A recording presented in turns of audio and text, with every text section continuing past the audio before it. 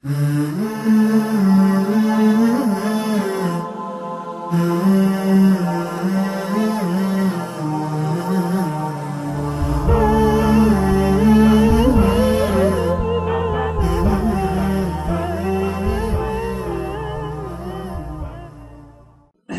اللہ الرحمن الرحیم نحمدہ ونصلی علی رسولہ الکریم۔ معزز ناظرین گرامی، پروگرام اسوہ رسول اکرم صلی اللہ علیہ وسلم میں ہم آپ کی خدمت میں حاضر ہیں۔ آج کے اس پروگرام میں ہم حضرت صلی اللہ علیہ وسلم کی قناعت اور توکل کے حوالے سے کچھ گزارشات عرض کریں گے کہ حضرت صلی اللہ علیہ وسلم کا اللہ تعالیٰ پر یقین اور توکل کتنا تھا۔ حضرت انس ابن مالک رضی اللہ تعالی عنہ فرماتے ہیں کہ حضرت صلی اللہ علیہ وسلم کا توکل اتنا زیادہ تھا کہ حضرت صلی اللہ علیہ وسلم کبھی بھی اپنے زندگی میں کل کے فکر میں مبتلا نہیں ہوئے، اور آپ صلی اللہ علیہ وسلم اپنے ذات کے اعتبار سے آپ کا معاملہ یہ تھا کہ حضرت صلی اللہ علیہ وسلم کسی بھی چیز کو کل کے لیے ذخیرہ نہیں فرماتے تھے۔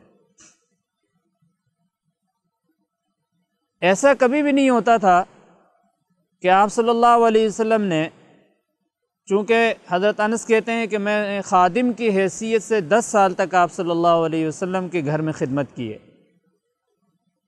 تو فرمایا کبھی بھی ان 10 سالوں میں آپ صلی اللہ علیہ وسلم نے مجھے یہ نہیں فرمایا کہ انس یہ جا کے گھر کے فلاں جگہ پہ رکھ دو یہ سامان،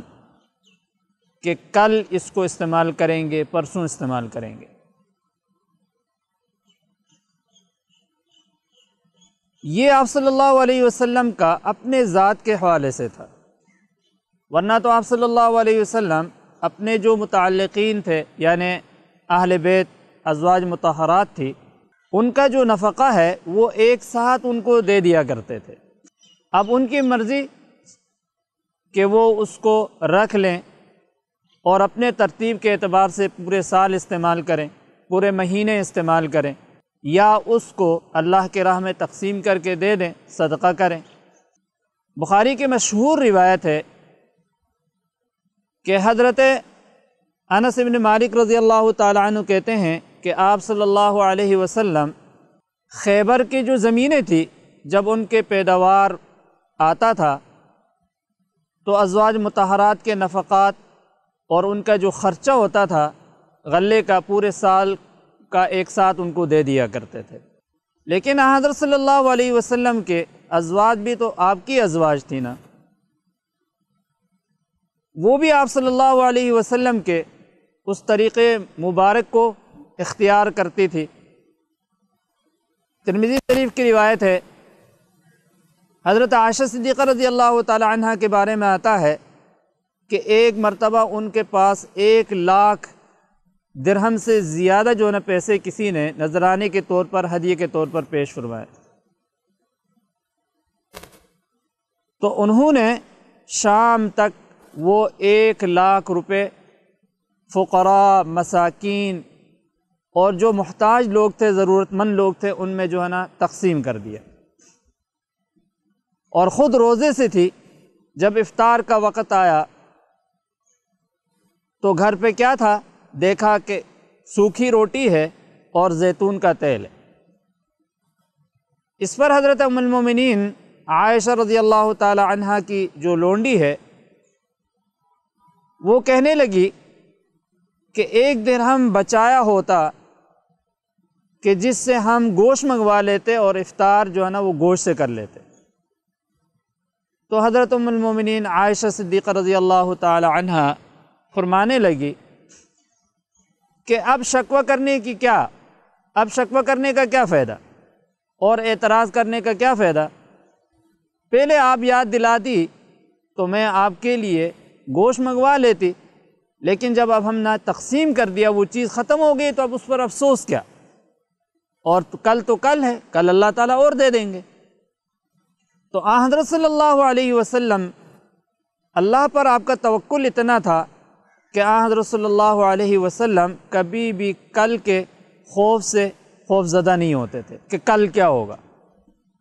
حالانکہ حضرت صلی اللہ علیہ وسلم نے اپنے امت کو قناعت کی تلقین کی ہے، تعلیم دی ہے، اور میانہ روی اختیار کرنے کا حکم فرمایا ہے، اور فرمایا کہ بھائی اپنے خرچ میں میانہ روی اختیار کرو۔